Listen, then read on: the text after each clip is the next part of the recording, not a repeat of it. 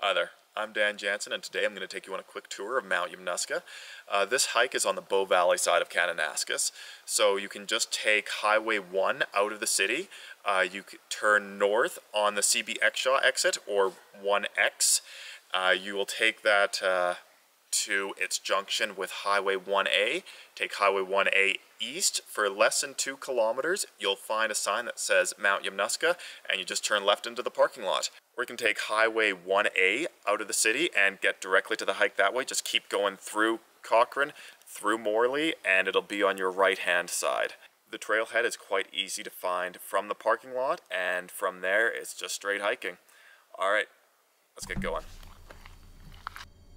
Mt Yamnuska is one of my favorite hikes in Kananaskis and has some of the best views in the park. The beginning of the hike is fairly easy along a well-marked path, and there are several spots not too far in where you're already starting to get some good views. About 20 minutes into the hike, you're going to be met with a fork in the road and can take a right for an easier ascent or left for more of a climb. I'm going to take a left here, and then I tend to take either the first or second path-like turnoff and begin to climb towards the rock face. You can keep on the trail, but it will end up taking you to a much more frustrating shale climb that most people are just not going to like very much. These trails are fairly steep and slippery, but they get you up in pretty reasonable time, and they intersect with the trail at the base of the rock face. They're also pretty much in the open, so you get good views the entire way up whenever you need to stop and take a breath and rest.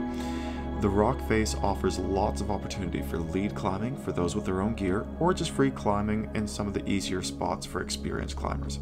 I have to stress not to bite off more than you can chew or try to challenge yourself without safety gear. Several hikers and climbers have died on this mountain, including a very recent casualty in 2013. Always be aware that getting down is twice as hard as getting up, so be smart if you're going to try to do anything fun. From here, you work your way counterclockwise around the rock face while staying on the path. Soon the path joins the easier trail, and you start to make your way to the summit. This part of the hike has perhaps the worst marked trails I've ever seen.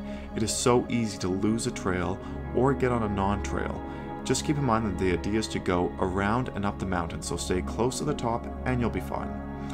Partway through, you're going to come to a very steep, rocky section that you have to pass. Luckily, there are chains in place here so that you can pass it safely, but it's going to feel really intense for anyone with a fear of heights. Once you get to the other side, you can just continue along the path for a little longer and you'll reach the summit. This is one of the greatest views you'll get in Kananaskis, and one of the best earned as well. The trail loops around the back of the mountain and then through the front again. This section is shale, so if you are like me, you're going to absolutely love this section. On the other hand, if you are less experienced or just don't like shale, I strongly recommend turning around at the summit and going back the way that you came. It's very steep, very slippery, and lots of people slip a couple times here, so it might be best just to turn around. This hike will probably take most people between 4 to 6 hours, depending on how often you stop for water and pictures. I highly recommend this trail for intermediate hikers looking for a challenging and rewarding hike with breathtaking views and lots of little challenges. Happy hiking!